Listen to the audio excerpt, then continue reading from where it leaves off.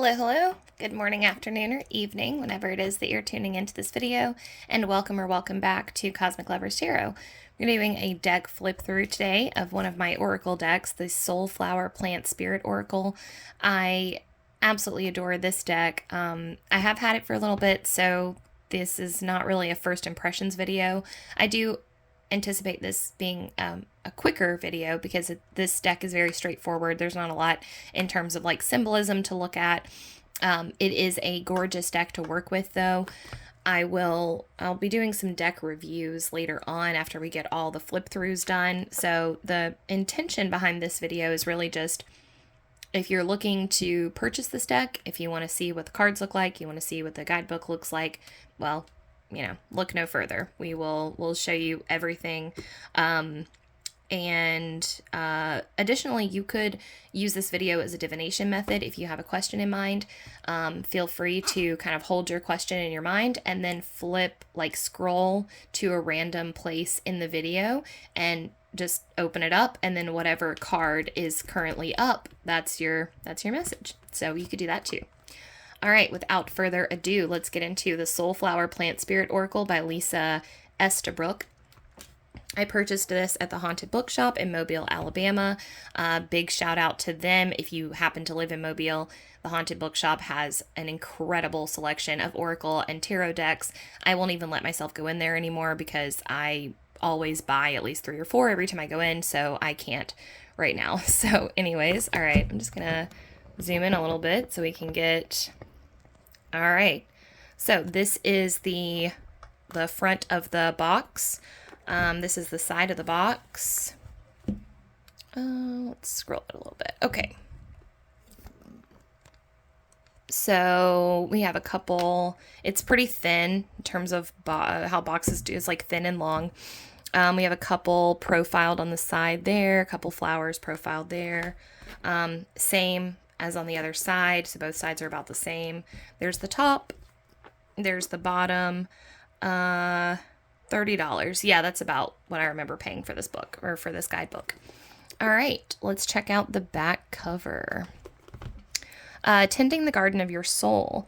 Every single human being is searching for meaning, belonging, peace, love, and joy in their lives.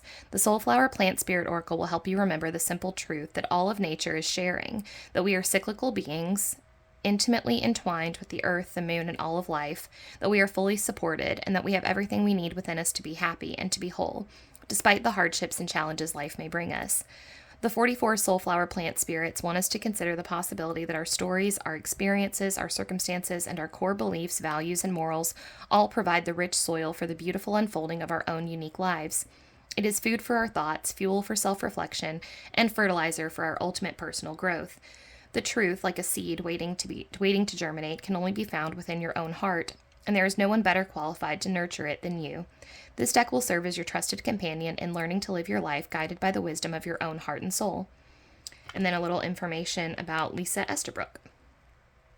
In terms of how woo this deck is, because there's a woo spectrum when it comes to oracle decks. This one is kind of in the middle, so it does err on the side of the metaphysical or transcendental. It gets a little out there, but ultimately it's a very grounding oracle deck. All right, so we're gonna open it up. It has a little flap right here, a magnetic clasp, and the inside is really pretty. It's got this in contrast to the red, you can see we have the blue on the inside. There's the guidebook. So I'm going to pop the guidebook out and show you. Let's see, there we go. Make sure my camera is doing what it's supposed to do. Yes, okay, awesome. All right, so 44 card deck and guidebook. Let's see on the back. All right. So, getting into this, there's some acknowledgments on the front cover. Here's the table of contents, some really pretty artwork there. There's the table of contents. All right, so there's a little preface from the author. This is an excellent guidebook, by the way, because, so we go into her sacred why. So like why, the purpose, the intention behind the book. That goes on behind the deck. We have a section on tending the garden of your soul. Starting with the soil. So this is actually like a functional guidebook as well, as you can see. Planting seeds, early spring, new moon. So it's kind of like she breaks down, and it's metaphoric. So metaphoric. Anyways, it's a metaphor. So starting with the soil, meaning, taking care of yourself, priming yourself for growth. And then we look at planting seeds, and the best time to do that is early spring or the new moon. Supporting growth, spring or the waxing moon. Blooming, summer, full moon. Garden cleanup, autumn and waxing moon. Rest and renewal, winter or dark moon. And this is really cool. I love this. This is like a cool thing to maybe copy into like a book of shadows or a magical record. It's like a breakdown of basically a recap of everything that she already said. So, what is winter good for? Rest, dream, conceive. Spring, germinate, align, create. Summer, expand, flourish, and prosper. Autumn, bless, surrender, and release. But they also coincides with the moon cycle. So, a little handy reference. Then we get into the concept of plant spirits, the energy behind certain plants. Cultivating a daily practice. Again, this is like functional. Let me zoom out a little bit. This book is a little bigger than I thought it was going to be, so I didn't really get this perfect. Okay. So we go into cultivating a daily gardening practice here. She talks about how to use the deck, what, basically how to pull a card and how to receive the message from the card. We get affirmations here, just a few like general affirmations. Each card has its own affirmation, spoiler alert, but all right, now we get into some more beautiful art here, and then the Soulflower plant spirits. These are in alphabetical order. So I'll just show you the first one. So this is how the general guidebook goes for each entry. We have the name of the flower, aster, what its divinatory meaning is, illumination, then its scientific name here, Symphyiotrichum novae angliae, and then it gives you a very kind of brief-ish message here. This is actually printed on the cards, and that's kind of giving you like an overview, broad kind of cap on the whole message. Then here we have a long, and these are very well written, guys. They're gorgeous. Like just reading them is like a meditative journey. So this is the message from Aster. And then she always ends with a question for you. So you could do this as like a journal prompt, would be a good way to do that. And then the affirmation here, you could either copy that down or you could say it aloud. And basically here we just go through, they're in alphabetical order. So we go through every card in the deck. And then a little bit about the author at the end. And that is the whole guidebook. All right. So I'm going to put that to the side. And now we're going to get into, so this is what the cards look like. Aster is the first one. I'm just going to pop these out. So you can see they just have their little holder there. Put the box to the side. This is the back of the cards. Oh, and this is a really cool thing about these cards. This is the back of them, but as you can see, they're all different. Well, they're not all different colors. There's like 4 different shades here. So like some of them are blue, some of them are green, some of them are light green, and like a teal. Seeing they change, but they all have like the same kind of basic print on them. this kind of dandelion thing, but it's pretty cool that they're all different. I don't know if it's like deliberate, like if certain flowers are green and certain flowers are dark blue or light blue. I'm not sure. Haven't really figured that out yet, but that's what the back of the cards look like. I'm going to adjust my camera so we can go through each of the 44 cards and you can see what they look like. I'm not going to read you the messages because there's no need for that. They're right there. If you want to read them, you can always just, pause the video. I'm just going to kind of run through these quickly. So you can just get a good overview of them. All right, we have Aster Illumination, Bee Balm Vibrance, Black-Eyed Susan Recognition, Bleeding Heart Independence, Borage Optimism,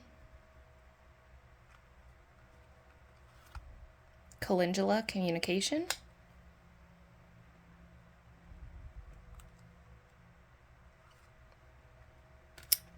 Campanula Alignment, Chamomile Stability,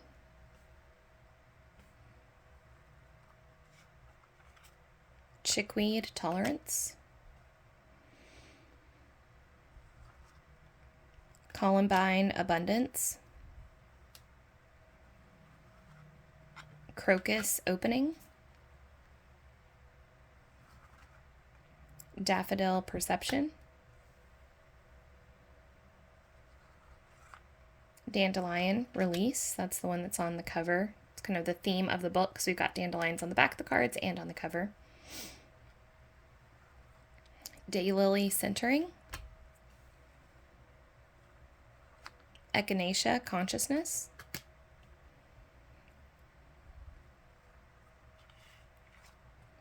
Evening Primrose Rebirth, Forget-Me-Not Awareness, Hawthorn Courage,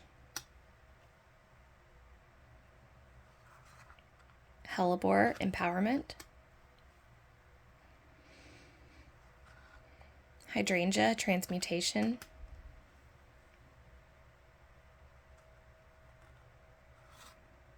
Iris Inspiration,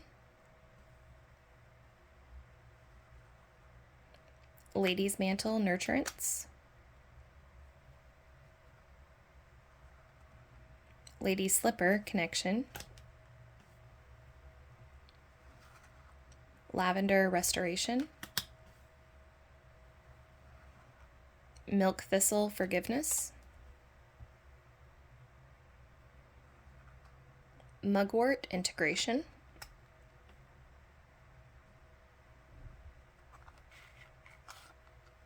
Nasturtium Vitality,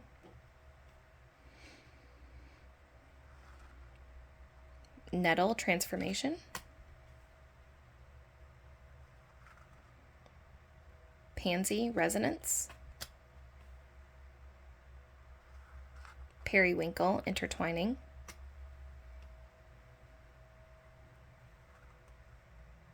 Plumbago Understanding, Purple Poppy Evolution,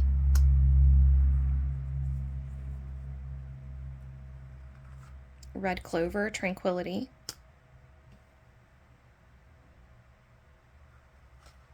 Rose Joy, Rosemary Clarity, Self-Heal Responsibility, Speedwell Insight, Stargazer Lily Surrender, Sunflower Confidence, Velvet Leaf Self-Love, White Pine Wisdom, Wood Betony Grounding, Yarrow Boundaries, And lastly, Zinnia, lightheartedness. And lastly, I will just share with you a fun, I remembered as I was flipping through this, a fun ritual that I did with this deck specifically. It was the new moon, and I went to the store and I found a plant, just like a plant that I was drawn to. It happened to be an iris, and then I brought it home. And new moon is good for setting intentions, right? So I didn't choose the plant because of its divinatory meaning, but then I flipped through the deck and I found what iris meant, and iris means creativity, or is in this book. So I read the pages for iris, and then I crafted my new moon ritual out of that, and I set an intention and I wrote it on a piece of paper, and then I ripped up the pieces and I buried it in the soil along with the iris. So then, as the iris continued to grow, I would be reminded of my intention. So that may be a fun thing to do, play around with this deck, if you so choose. Anyways, that's all I have for you guys today. I hope you enjoyed the flip through. If you liked the video, give it a thumbs up. If you'd like to see more content from me, please feel free to subscribe to the video. And if you have any special requests or things you want to chat about, please feel free to comment down below. I'd love to talk to you. Other than that, just have a great night, and I will see you next time. Thanks. Bye.